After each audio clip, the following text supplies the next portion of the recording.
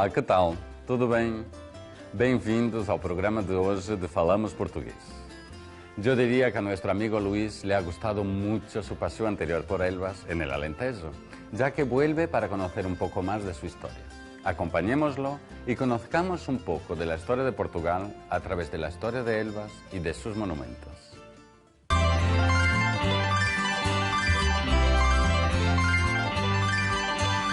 Eu nasci no Alentejo, à beira do Guadiana. Sinto orgulho quando vejo a paisagem alentejana. Oh Elvas, Badajoz à vista. Sou contrabandista de amor e saudade, transporto no peito a minha cidade.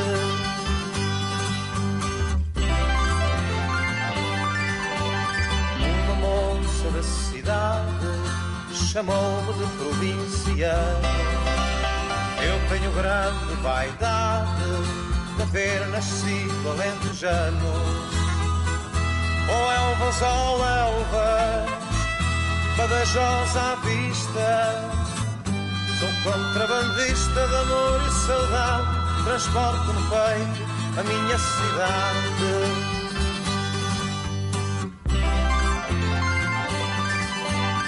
Eu nasci no Alentejo, à beira do Guadiana. Sinto orgulho quando vejo a paisagem alentejana. Oh Elvas, Badajoz à vista. Sou contrabandista de amor e saudade, transporto no peito a minha cidade. A minha cidade, a minha cidade, a minha cidade, a minha cidade, a minha cidade, a minha cidade, a minha cidade.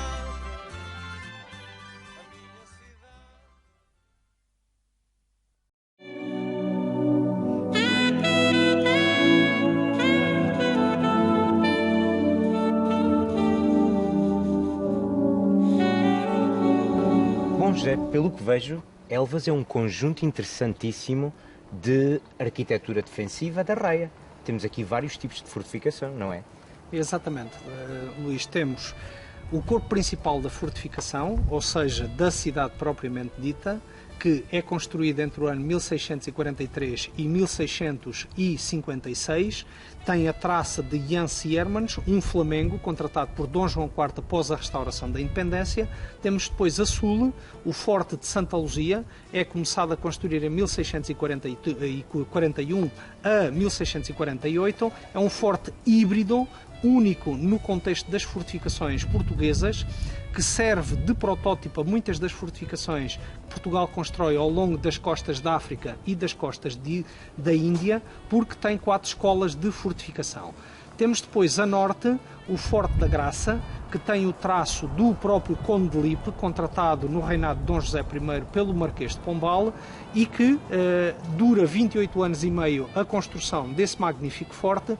Tem a construção de um francês, Guilherme Valeret, que constrói uma série de edifícios, não só militares, mas também civis, na cidade de Elvas, e após as invasões francesas, constroem-se mais 4 pequenos fortins, para uma guarnição de 300 homens cada um deles. Portanto, temos o Fortim de São Mamede, a sul do Forte de Santa Luzia, temos o Fortim de São Pedro, padrasto da fortificação, a oeste, e temos depois os fortins de São Domingos e de São Francisco, que protegiam este flanco, precisamente onde nos encontramos, das portas da esquina ou portas de Nossa Senhora da Conceição, bem como o aqueduto da Amoreira, o ex-libris da cidade de Elvas e o segundo maior aqueduto de Portugal. Aqui à nossa esquerda temos uma igreja interessantíssima. Exatamente, portanto, nas cidades da raia fronteiriça portuguesa e espanhola, portanto, Os períodos de guerra eram constantes e havia uma necessidade espiritual das populações em que faziam a guerra, mas também se tinham que refugiar nas suas crenças religiosas. Por esse motivo, todas as povoações raianas, portuguesas e espanholas, têm um património religioso fabuloso. A cidade de Elvas, propriamente, ainda hoje conserva 20 igrejas, 7 conventos e 5 passos da Via Sacra.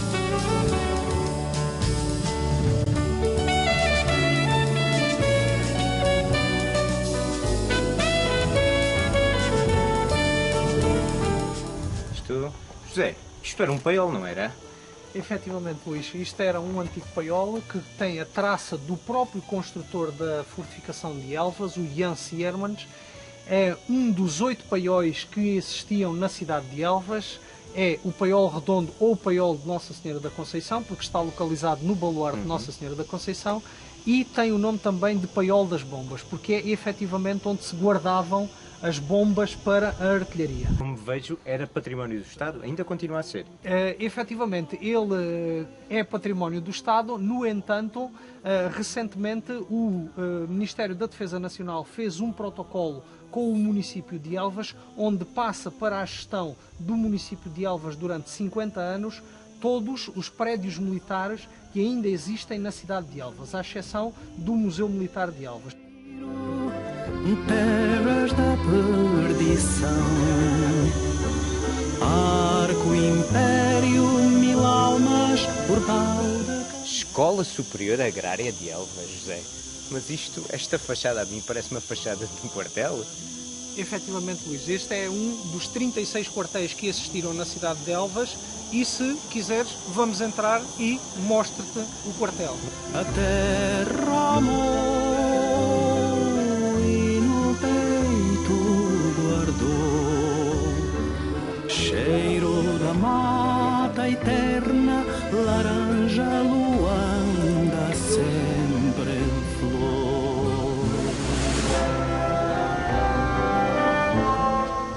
José, e esta cisterna tinha capacidade para muito armazenamento de água? Exatamente, Luís. Todos os quartéis da cidade de Elvas tinham uma ou duas cisternas. E na globalidade da cidade de Elvas tinha um conjunto de 112 cisternas que a capacidade de armazenagem dessas 112 cisternas dava uma autonomia para que a cidade, militares, civis e animais dentro da Praça Forte conseguissem resistir a um cerco de 78 dias. Portanto, era a capacidade máxima de resistência, eram 78 dias.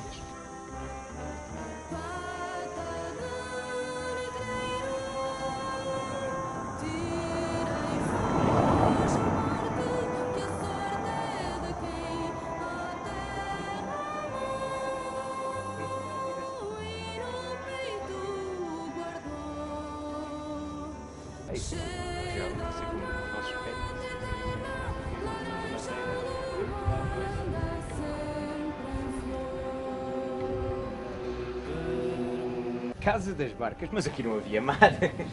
Efetivamente, Luís, Elvas está a 200 km do mar, mas a construção deste quartel, este armazém para guardar barcas, tinha no seu interior as barcas necessárias para fazer uma ponte de barcas sobre o rio Guadiana e outra ponte de barcas sobre o rio Caia, para que os exércitos portugueses pudessem passar para a margem esquerda, quer do Caia, quer do Guadiana. Enfim, não havia mar, havia rio, que ainda hoje temos, não é? Exatamente. Muito bem. E o que me diz agora de irmos tomar um cafezinho aqui à Tasquinha Alentejana e depois continuamos o nosso percurso por esta linda Excelente cidade. ideia.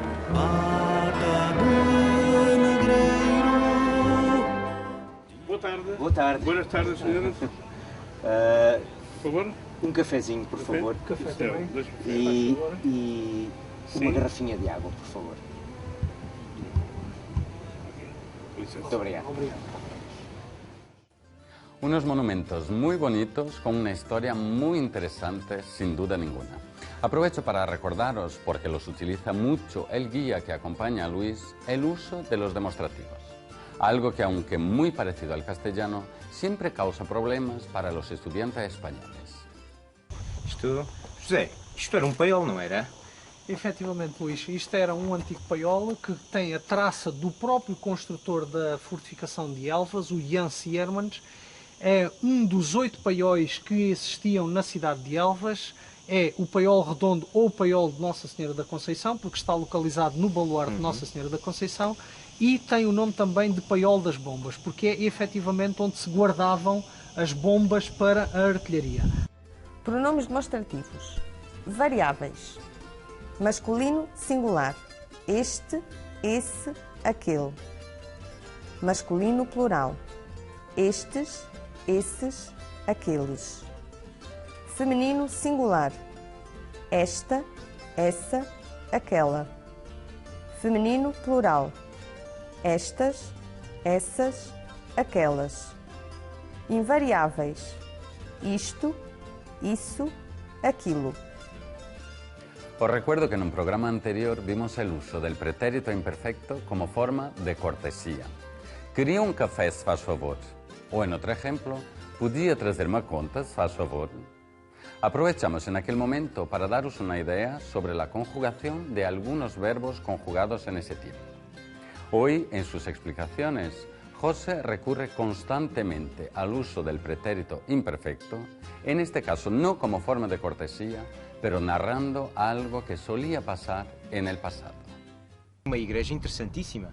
Exatamente. Portanto, nas cidades da raia fronteiriça portuguesa e espanhola, portanto, os períodos de guerra eram constantes e havia uma necessidade espiritual das populações em que faziam a guerra, mas também se tinham que refugiar nas suas crenças religiosas. Por esse motivo, todas as povoações raianas, portuguesas e espanholas, têm um património religioso fabuloso. A cidade de Elvas, propriamente, ainda hoje conserva 20 igrejas, 7 conventos e 5 passos da Via Sacra. José, isto era um paiol, não era? Pretérito imperfeito do indicativo. Terminações dos verbos regulares. Guardar. Guardava, guardavas, guardava, guardávamos, guardavam. Saber. Sabia, sabias, sabia, sabíamos, sabiam. Existir. Existia, existias, existia, existíamos, existiam. Pretérito imperfeito do indicativo, alguns verbos irregulares. Ter. Tinha, tinhas, tinha, tínhamos, tinham. Ser. Era, eras, era, éramos, eram. Haver. Havia, havias, havia, havíamos, havían. Al hablar del futuro y del pasado, os he mostrado algunas expresiones temporales que nos permiten hablar en esos tiempos con los verbos conjugados adecuadamente. Para el uso del pretérito imperfecto, también nos conviene conocer algunas expresiones. Estas expresiones nos llevarán automáticamente al uso de dicho tiempo verbal. Algumas expressões de tempo usadas com o pretérito imperfeito do indicativo. Dantes, antigamente, naquele tempo, há muitos anos. Para concluir esta breve información, os propongo que veáis un poco las diferentes situaciones en las que podemos utilizar el pretérito imperfecto, además de como forma de cortesía o para acciones recurrentes del pasado. Usos do pretérito imperfeito do indicativo. Falar de hábitos no passado. Dantes havia fortes defensivos nas cidades. Fazer descrições no passado. O Forte da Graça era grande e imponente. Dizer as horas e a idade no passado. Era meia-noite quando a guerra começou. Tinha 10 anos quando acabou a escola primária. Fazer pedidos. Imperfeito de cortesia. Queria um café, por favor. Sugerir. Podíamos ir ao museu. Expressar desejos. Gostava de saber mais coisas da cidade de Elvas. Como pudisteis observar, en todas estas frases recurrimos al pretérito imperfecto. Es un uso de la forma verbal al que llamamos en portugués imperfeito de cortesía y que nos permite pedir cosas en tiendas, bares o personas desconocidas sin parecer demasiado imperativo. Es decir, suavizando el pedido y tornándolo más cortés. Eso se suele usar con verbos como querer, poder o trazer, pero conocer la conjugación del imperfecto nos permitirá hacerlo con mucho más verbos si así lo deseamos. Pretérito imperfeito do indicativo, imperfeito de cortesia, verbos regulares, terminações. Falar. Falava, falavas, falava, falávamos, falavam. Poder. Podia, podias, podia, podíamos, podiam. Abrir. Abria, abrias, abria, abríamos, abriam. Para situar los diferentes espacios que va describiendo, José recurre constantemente a adverbios de espacio y de lugar. Ya vemos algunos cuando hablamos de las direcciones, pero hay un número bastante significativo de estas expresiones que nos pueden ser muy útiles a la hora de situar algo de lo que queremos hablar. Bom, José, pelo que vejo, Elvas é um conjunto interessantíssimo de arquitetura defensiva da raia. Temos aqui vários tipos de fortificação, não é? Alguns advérbios de espaço ou lugar. Aqui, dentro, fora, ali, adiante, acolá, atrás, além, lá, detrás, cá, acima, onde, perto, aí, abaixo, aonde, longe, debaixo, em cima, à direita, à esquerda, ao lado, em volta. Os llamo la atención sobre los adverbios onde y aonde. El adverbio onde se usa para situar algo fijo en el espacio. Esta é a casa onde moro. El adverbio aonde se usa después de verbos que indican movimiento y que exigen el uso de la preposición a. Ele foi aonde vocês combinaram. Dicho esto, os dejo con mi amiga Paula y su entrevista del día. Olá, tudo bem? Hoje temos connosco mais uma convidada, neste caso a Marta, que nos vai falar um bocadinho sobre ela própria, sobre a sua vida. Olá, Marta. Olá, boa tarde. Obrigada por teres vindo ao Falamos Português. Obrigada, eu.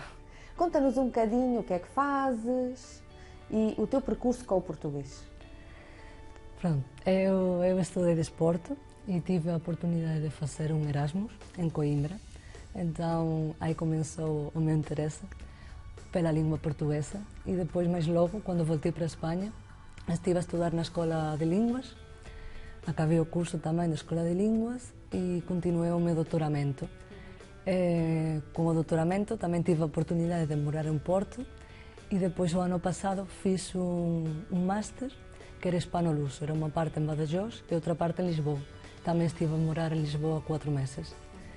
E pronto, pouco a pouco fui aprendendo a língua portuguesa. E dessas cidades onde viveste, qual foi a que gostaste mais? Coimbra.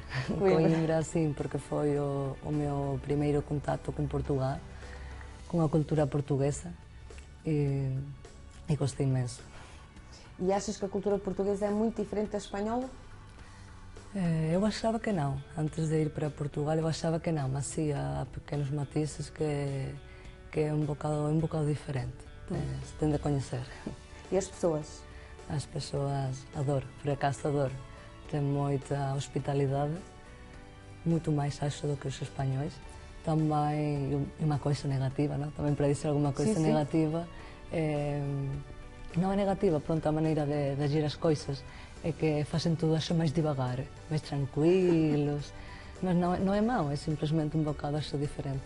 Sim, é capaz, sim. Marta, e nesse teu percurso com o português, quais são assim as coisas mais complicadas que tu achaste ao aprender a língua?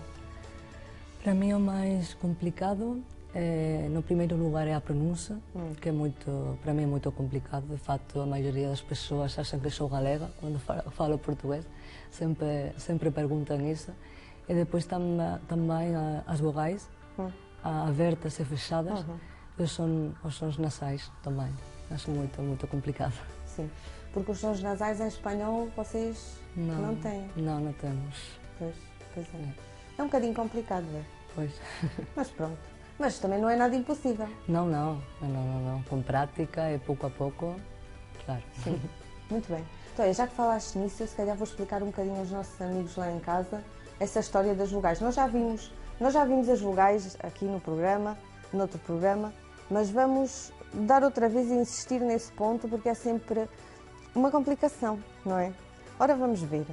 Nós já sabem que em português temos vogais abertas e vogais fechadas e que o facto da vogal ser aberta e ser fechada faz diferenciar pares de palavras que se escrevem da mesma forma, mas têm pronúncia diferente e logo significado diferente. Por isso é tão importante pronunciar bem estas palavras em português. Vamos ver alguns exemplos. Por exemplo, o par de palavras que já se falou aqui muito, o avô, que é el abuelo, a avó, abuela. Avô com vogal fechada e avó com a vogal aberta.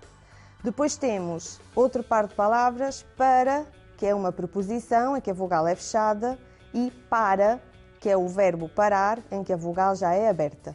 Como veem, escrevem-se da mesma forma, mas têm pronúncia diferente. Também acontece o mesmo com a distinção entre o futuro e o pretérito perfeito simples. Por exemplo, no futuro, a palavra é comerão e no pretérito perfeito simples é comerão. Ou seja, na primeira recai a acentuação na última sílaba, comerão, e no pretérito perfeito recai na penúltima sílaba, comeram. Acontece o mesmo em cantarão e cantaram. Também esta distinção podemos apreciá-la para distinguir o presente do indicativo do pretérito perfeito simples na pessoa nós. Compramos no presente do indicativo com A fechado e compramos no pretérito perfeito simples com A aberto. Ou cantamos e cantamos. Estas diferenças há que ter em conta para que nos entendam bem, porque se estamos a falar em presente, não podemos utilizar a vogal aberta. Fica um bocado estranho. Mas pronto, isso com a prática, como diz a Marta, a coisa vai ao sítio, não é? Marta, fala-nos um bocadinho da tua vida em Coimbra. Em Coimbra.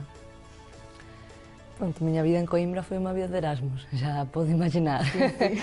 Não, mas foi muito interessante, porque quando nós chegamos, o primeiro dia que eu cheguei à faculdade, via muita gente com umas capas pretas, então eu fiquei parva, eu achava, digo, estes são tunos, tipo, tocam algum instrumento? Sim. Mas não, era a mesma tradição académica. Então já comecei a indagar, comecei a perguntar, e pouco a pouco fui interessando-me pela tradição, e é uma coisa brutal, não há nada parecido em Espanha, que eu saiba. E a tradição dos estudantes, como eles as vivem, é muito forte.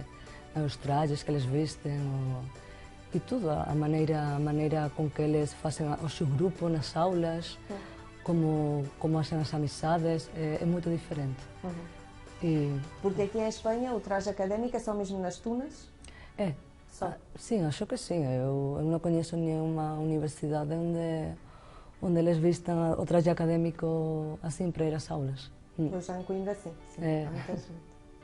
Marta, e tu com todas essas cidades que já conheces, quais foram assim os monumentos de que mais gostaste, que mais te impressionaram? Um monumento assim, não sei se é um monumento, mas o que mais me impressionou a primeira vez que fui foi em Lisboa, a Ponte 25 de Abril, achei muito gira. Também em Porto, a zona da Ribeira, é mesmo bonito, porque conserva o antigo da cidade, que é mesmo antigo. Também gostei muito. E em Coimbra gostei muito da parte da Sé Velha, que também é a parte antiga e guarda desde o meu ponto de vista, o encanto português. Sim. Assististe a alguma serenata na Sé Sim, Velha? sim, todos os anos, na queima das fitas. Costumo ir, quando posso, costumo ir. Muito bem, Marta, olha, obrigadíssima. Obrigada eu. Por teres vindo. Espero que continues a ir a Portugal, a Coimbra, a todos esses sítios. Com certeza. E que continues a falar português. Sempre. Tu de certeza, porque tu tens um namorado português, não é? Pois, tenho. Então tens a prática assegurada. Sim, é difícil, não posso esquecer o português. Não. Ainda bem. Obrigada por Obrigada estar eu. connosco. Passemos então agora para o Jacques. Hemos empezado nuestro programa con una música muy interesante que habla de Elvas y de su situación fronteriza con Badajoz. En ella, Paco Bandeira, su cantante, nos dice que es contrabandista de amor y saudade. Hablar de saudade es hablar de Portugal, un sentimiento de cariño y añoranza que sienten los portugueses hacia algo que echan de menos. No tiene por qué ser un sentimiento de tristeza. De hecho, yo diría que el estereotipo de los portugueses tristes es el mismo que aquel de los españoles que viven bailando flamenco. Estereotipos, nada más. Os dejo entonces con un pequeño cuento modernista de Mário Henrique Leiria, en el que podemos ver el uso de los pretéritos perfecto e imperfecto. A néspera. Uma néspera estava na cama deitada, muito calada, a ver o que acontecia. Chegou a velha e disse: olha, uma néspera, e zás, comeu-a. É o que acontece às nésperas que ficam deitadas, caladas, a esperar o que acontece. Os recuerdo que podéis seguir nuestro programa desde la web de Canal Extremadura, canalextremadura.es. Un abrazo, amigos, y hasta la próxima.